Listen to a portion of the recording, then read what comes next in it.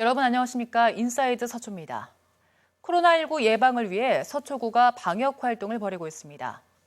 구는 유치원이나 보육시설, 학교와 경로당 등 건강 취약계층이 이용하는 공공시설에 전문 업체를 투입해 방역 작업을 진행합니다.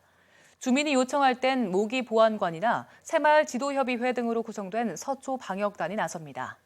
방역단은 지역의 공원과 공중화장실, 지하철역 입구와 골목 상권 등을 돌며 현재까지 700여 곳의 방역을 마쳤습니다. 코로나19의 지역사회 감염이 우려되는 상황입니다. 우리 지역의 선별진료소가 어디에 있는지 확인해 보시죠. 서초구와 동작구, 관악구 모두 선별진료소를 3곳씩 운영하고 있습니다. 서초구의 경우 서초구 보건소와 서울 성모병원, 그리고 서울특별시 어린이병원이 선별진료소입니다. 검체 채취는 서초구 보건소와 서울 성모병원에서만 가능합니다. 발열과 호흡기 증상이 있을 때 의료기관 방문 전 보건소 또는 1339 콜센터 상담 후 선별진료소에서 진료를 받아야 합니다. 지역에서 확진자가 나온 서초구 어린이집 학부모들의 불안은 더 큽니다. 맞벌이 부모 등은 긴급 보육이 가능하지만 코로나19 확산 불안감에 대체로 가정에서 아이를 돌보는 경우가 많았습니다. 서초구에서 코로나19 확진자가 연이어 발생하면서 구청은 서울시 발표보다 앞선 지난 24일부터 모든 어린이집 휴원 결정을 내렸습니다. 24일 휴원 첫날 서초구 전체 어린이집 아동 8,969명 중 긴급보육을 통해 1,221명만 증원했습니다. 전체 아동의 13.6%에 해당합니다. 어린이집 교사들은 전체 2,219명 중 85%인 1,938명이 출근했습니다. 확진자가 발생한 방배 3동과 방포 1동에서는 긴급보육도 꺼리는 분위기가 역력했습니다. 24일 구청이 파악한 가정보육 현황을 보면 부모가 직접 돌보는 가정은 62%에 달했고 친인척에 맡긴 경우가 19.3%, 아이 돌보미를 쓴 가정은 4.8%인 것으로 나타났습니다. 정부는 이런 현장 상황을 고려해 최대 10일의 가정돌봄 휴가를 적극 활용하도록 권장하겠다고 밝혔지만 구체적인 지침이 내려오지 않아 학부모들은 발만 구를 수밖에 없습니다. 서초구는 지역에 거주하는 신천지 신도 760여 명의 명단을 확보해 전수조사에 나선다고 밝혔습니다. 구는 신천지 신도에게 개별적으로 전화 연락해 코로나19 증상 유무를 확인하고 발열과 호흡기 이상 등 증상이 있는 경우 직접 집으로 찾아가 추가 검사를 진행할 계획입니다. 신도 중 연락 두절 등 소재 파악이 어려운 경우 경찰 등과 협조 체계를 구축해 신속하게 조치하겠다고 밝혔습니다. 서초구에서 코로나19 확진 확자가 발생하면서 지역의 모든 공공체육시설이 당분간 문을 닫습니다. 구는 일단 2월 말일까지 시설을 이용할 수 없으며 재개관 일자는 다시 공지하겠다고 밝혔습니다. 반포 종합운동장과 말죽거리 근린공원 배드민턴장도 마찬가지로 운영되지 않습니다. 서울시 인재개발원이 중국을 거쳐 입국하는 서울시내대학 유학생들의 임시거처로 제공됩니다. 대학들은 중국에서 입국하는 유학생을 기숙사와 대학 유휴시설 등을 활용해 먼저 수용하고 전담 관리합니다. 이 중 갈 곳이 마땅치 않은 유학생은 서울시 인재개발원 등 서울시와 지자체가 제공하는 임시 거주 공간에 머무를 수 있습니다. 또 교육부는 중국에서 입국하는 유학생의 자가 진단 정보를 서울시, 대학과 공유하기로 했습니다. 이 조치는 중국 국적 유학생이나 중국 출신 유학생뿐만 아니라 중국을 거쳐서 입국한 다른 나라 출신 유학생에게도 적용됩니다. 혼인신고나 여권 발부 등 주말에 제공되던 구청 금토 민원 서비스가 운영을 잠정 중단합니다. 서초구는 코로나19 확산 방지를 위해 당초 28일까지 미뤄졌던 금토 민원 서비스를 상황이 안정될 때까지 무기한 연기한다고 밝혔습니다. 재운영 일자는 이후 따로 공지할 계획입니다.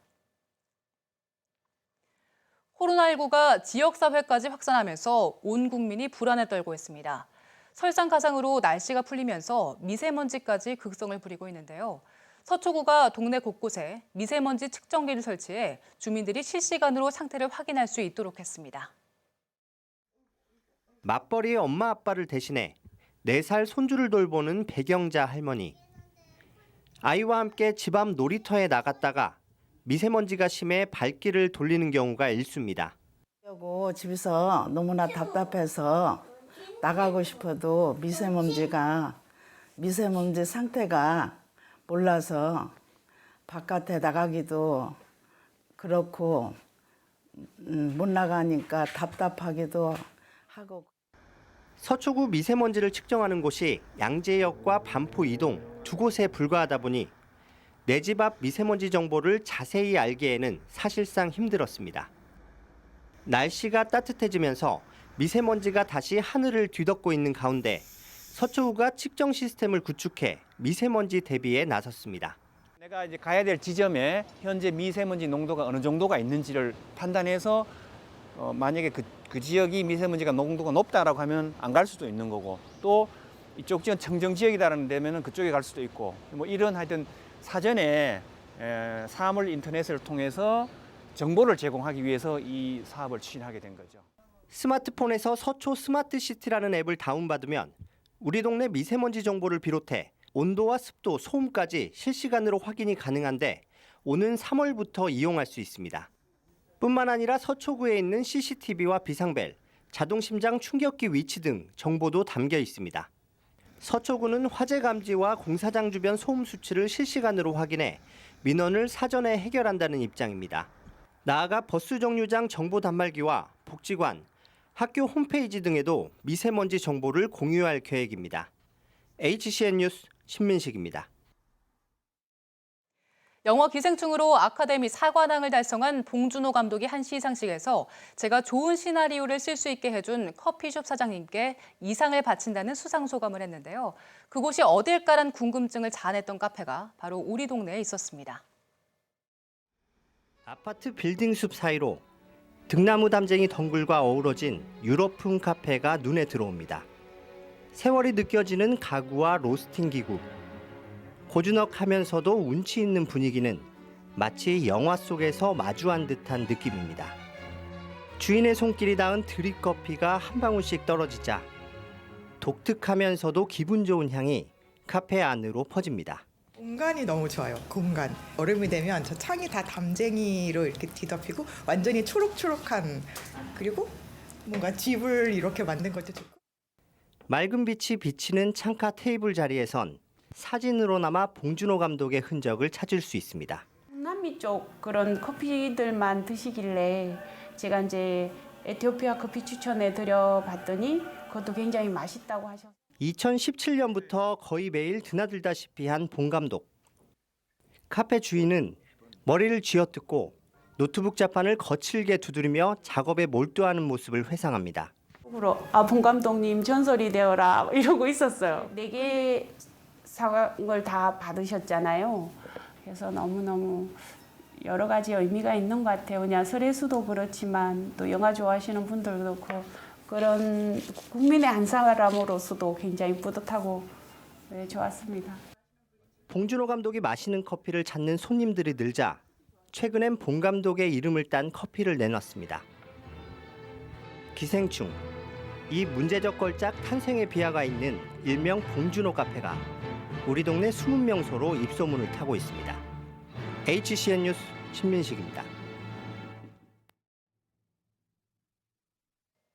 인사이드 서초를 마칩니다. 고맙습니다.